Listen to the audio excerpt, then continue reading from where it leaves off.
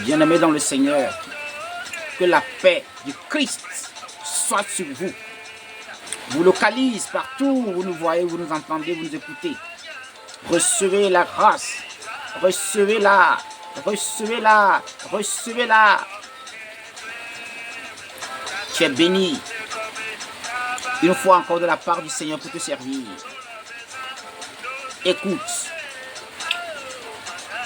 avant que notre Seigneur Jésus-Christ ne parte, ne retourne au Père, il nous a fait deux promesses. Deux promesses.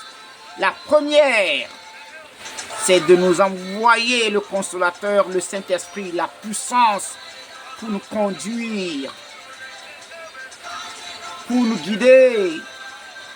La deuxième promesse, c'est son retour. Il nous a promis revenir. Pendant qu'il annonçait la deuxième promesse, il était dans l'inquiétude. Il y avait une inquiétude qui s'installait en lui. Laquelle? Il s'inquiétait parce que quand il sera de retour, est-ce qu'il y aura un seul homme sur la terre qui aura la foi? Bien-aimés dans le Seigneur, le retour de notre Seigneur, ce que notre Seigneur reviendra voir en nous, ce que notre Seigneur reviendra apprécier, contempler en nous, ou sur nous, ou autour de nous, n'est pas les belles voitures, les belles maisons, les parcelles, les terres, les terrains, les richesses, les comptes bancaires garnis ou bourrés, ni des diplômes, des thèses, des agrégations, mais il aimerait revenir nous voir dans la foi, dans l'assurance.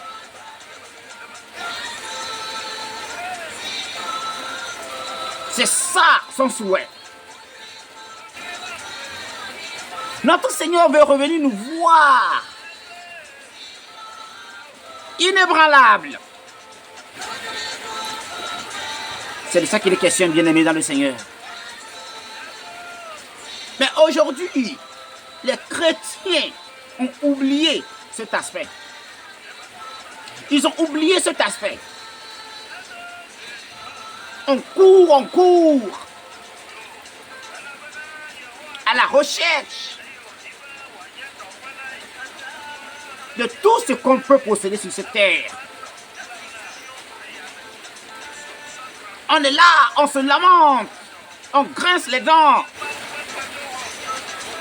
On est toujours dans la dépression, dans les soucis de ce monde. D'autres se posent des questions toujours avec la main au menton. Oh Seigneur, pourquoi m'as-tu abandonné? Est-ce que le Seigneur est véritablement là? Est-ce que Dieu m'entend réellement? Oh, qu'ai-je fait, Seigneur? Oh Père, pourquoi m'as-tu abandonné? Des questions de lamentation, de regret, de déception envahissent, assaillissent les chrétiens tous les jours. Bien-aimé, écoute, c'est synonyme de l'incrédulité, c'est synonyme de manque de foi. Quiconque a la foi ne regrette pas sa décision, son attachement, son engagement avec le Seigneur. Quiconque a la foi ne se lamente pas des situations et des circonstances, car il est écrit que tout concourt au bien de ceux qui aiment le Seigneur. Il est écrit que vous êtes plus que vainqueurs. Et par ces paroles, nous devons nous consoler. Par ces paroles, nous devons être dans l'assurance, dans l'espérance, dans la foi. Tu n'as plus besoin encore de t'inquiéter. La seule chose qu'il faut cultiver,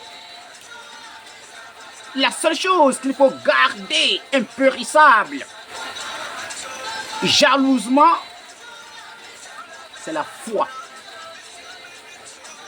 C'est la foi. La seule vertu que tu dois entretenir, que tu dois préserver, c'est la foi.